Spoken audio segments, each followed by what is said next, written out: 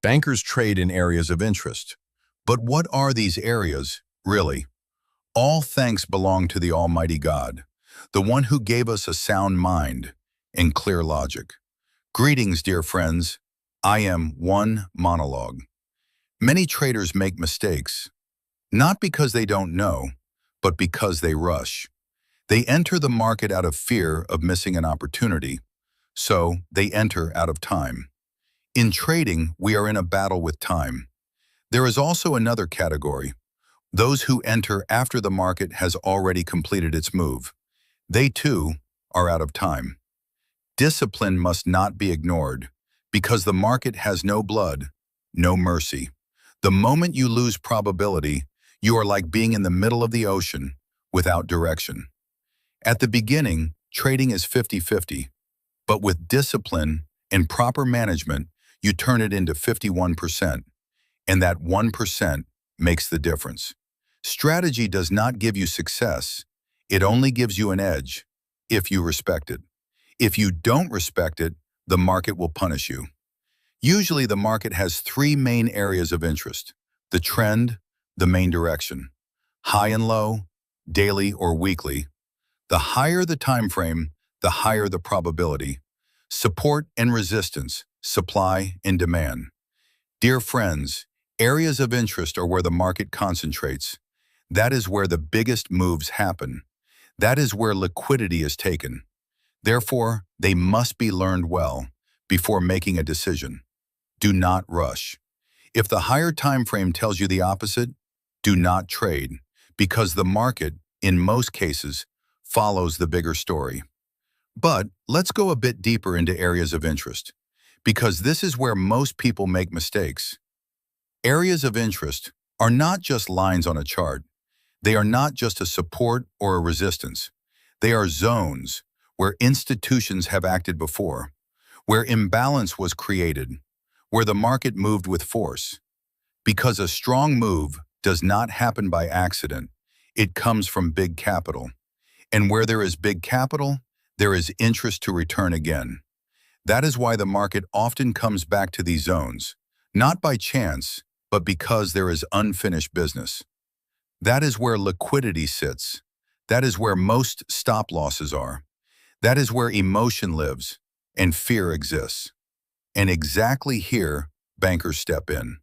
Not in the middle of the move, not when the market is already running, but in areas where real interest exists. That is why trading in the middle of the move is just guessing, while trading in a zone is a decision based on probability. But even here, you must be careful. Not every touch of a zone is an entry.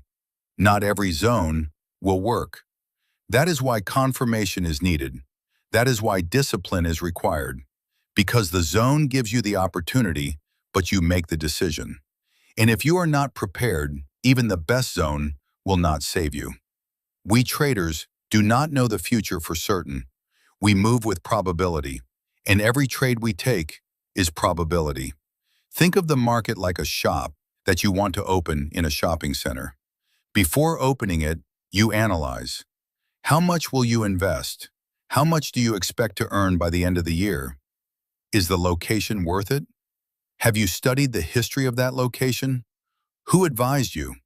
Did you gather the right information? My dear brothers, trading is not a competition between us, so I have no reason to lie.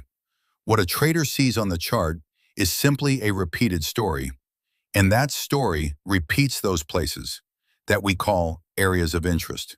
So the best advice is this: learn properly, because anyone can become better, but do not expect that with a small capital, you will become a big boss quickly. Analyze well before you trade. I am not saying do not invest. Of course you should invest. But first, invest in education. Do back testing. Look for probability on your side. Take advice from the right mentors. And then, act with a plan. And another common mistake is overtrading. Try, with precision, not to take more than one trade per day if you are a day trader. Do not break your probability, because the market, when it gives you one opportunity, does not mean it will give you many. The more trades you take, the more exposure to risk. And with every extra entry, you reduce your edge. Do not forget, there are costs working against you. Spread, swap, commissions. All of these are probabilities against you. Not to mention news periods, especially high-impact news. At that time, the market is not rational.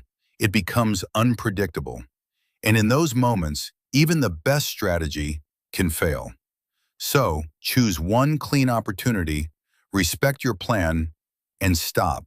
Because in the end, the one who wins is not the one who trades more, but the one who protects probability.